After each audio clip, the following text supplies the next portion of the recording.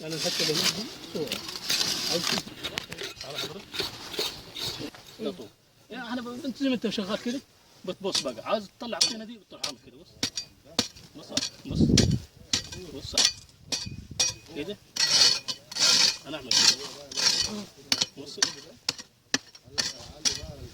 بص هذا اللي معاك ايه؟ دارت معاك ايه؟ صح لا اهي بص اهي ده ايه؟ دي طوبه وادي اهي بص من هنا لغايه هنا كده طوبه وده وش دي طوبه بالعرض دي من هنا لغايه هنا ده طوبه بص دي طوبه الطوب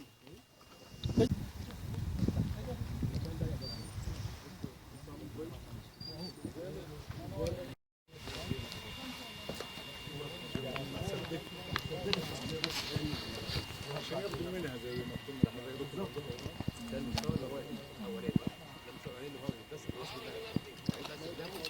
ده بتاعها ولا بس كل نقاش ده وعندك الصراحه ملكيه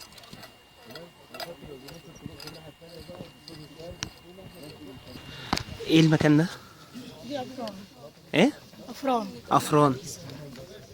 أفران دي كانت بتستخدم للطبخ طهي يعني طهي طعام شوي مثلا أسماك طيور في بقايا شوية سمك في بقايا عظام بسيطة عظام طيور أو مش هقطع لك. دي بتكون كاملة كده شكرا. تمام. طبوية تكون مفتوحة من زي اللي هناك دي. تكون مفتوحة. تمام.